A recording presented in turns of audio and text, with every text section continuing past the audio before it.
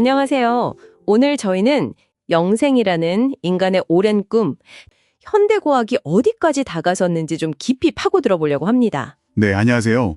이게 이제 신화가 아니라 유전자 편집이나 재생의학 같은 그런 영역에서 진짜 현실적인 질문이 되고 있잖아요. 맞습니다. 아주 흥미로운 시점이죠.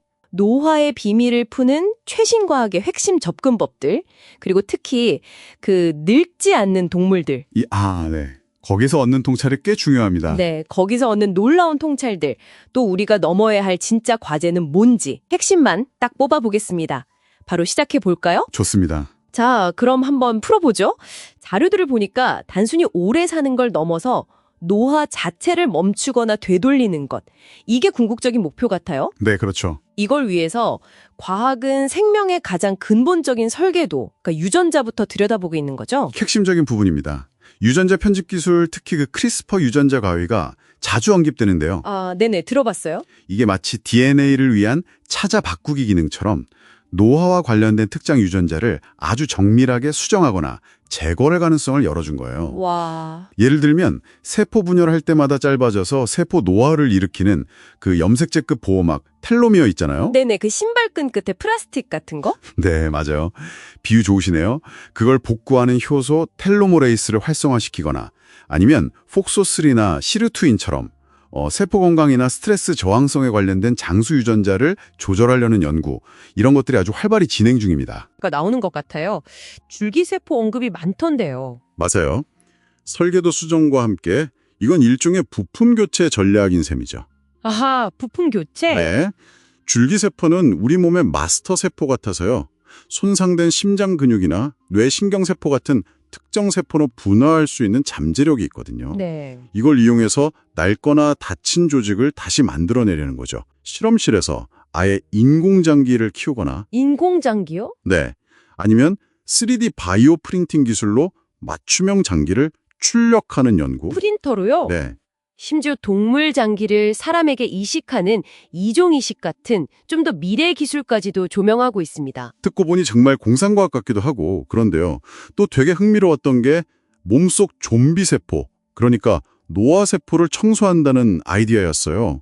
이건 어떤 원리죠? 아, 네. 세놀리틱스라는 약물 개괄인데요. 세놀리틱스. 세포가 이제 늙으면 분열은 멈추는데 죽지는 않고 주변에 막 염증 물질을 뿌리는 그런 좀비 상태가 되기도 하거든요.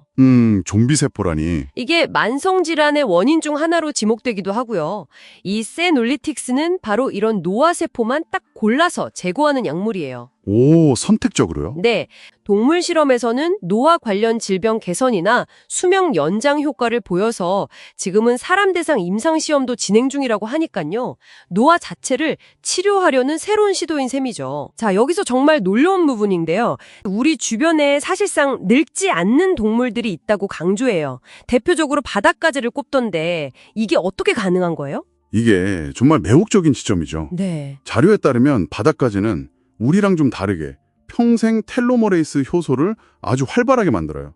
그래서 세포 분열할 때 짧아지는 텔로미어를 계속 복구한다는 거죠. 계속요? 평생? 네, 이론적으로는 생물학적 노화를 거의 겪지 않는 거예요. 물론 영원히 살지는 못해요. 탈피하다 실패하거나 잡아먹히기도 하니까. 아, 그쵸. 현실적인 이유가 있겠죠. 네, 하지만 중요한 건 노화라는 게 생명의 필연적인 법칙이 아닐 수도 있다.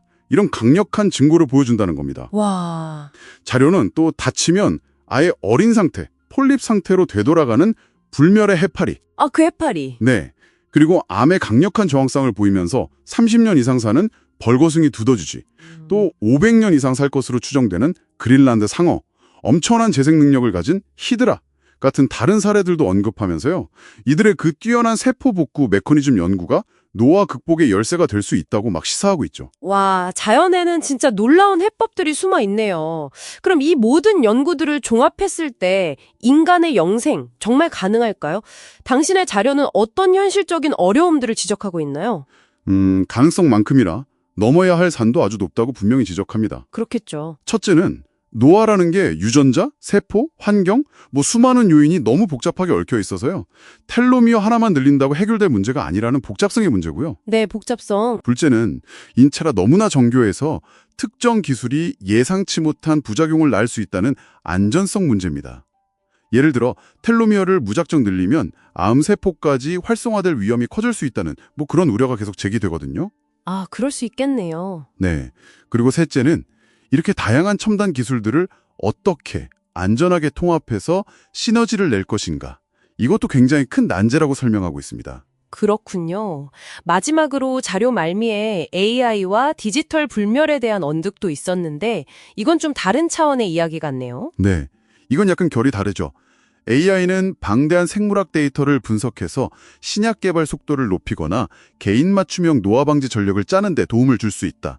이런 점에서 중요하게 다뤄지고요. 네, 도구로서의 AI군요. 그렇죠. 노화의 복잡성을 푸는데 강력한 도구가 될 수 있다는 거죠. 반면에 의식 자체를 컴퓨터에 업로드해서 영생을 누린다. 이 디지털 불멸 아이디어는 아직 뇌 작동 방식에 대한 이해가 너무 부족하고 기술적 한계도 명확해서요.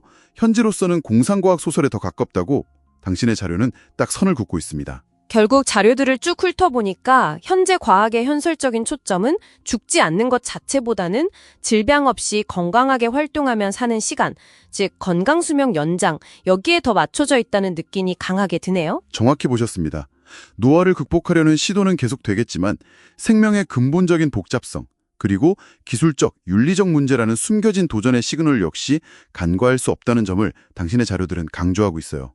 네. 단번에 해결책을 찾기보다는 꾸준한 연구와 기술의 조화로운 발전이 필요한 아주 긴 여정인 거죠. 어때요? 오늘 유익한 시간 되셨나요?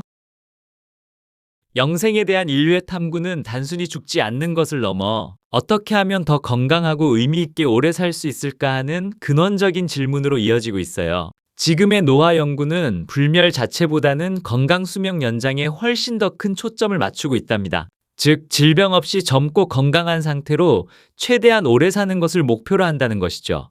이 복잡한 여정에서 정말 중요한 건 과학기술의 발전 속도만큼이나 생명의 본질에 대한 깊은 이해와 끈기 있는 연구, 그리고 다양한 기술의 조화로운 융합이 함께 성장해야 한다는 점이에요. 저희 알제리는 다음에 또 유익한 주제를 가지고 찾아오겠습니다. 혹시 궁금하거나 이런 주제로 만들어졌으면 하는 아이디어가 있으시면 댓글 남겨주세요. 참고하여 제작에 반영하도록 하겠습니다. 오늘 하루도 잘 보내시고 저는 다음에 뵙겠습니다. 안녕히 계세요.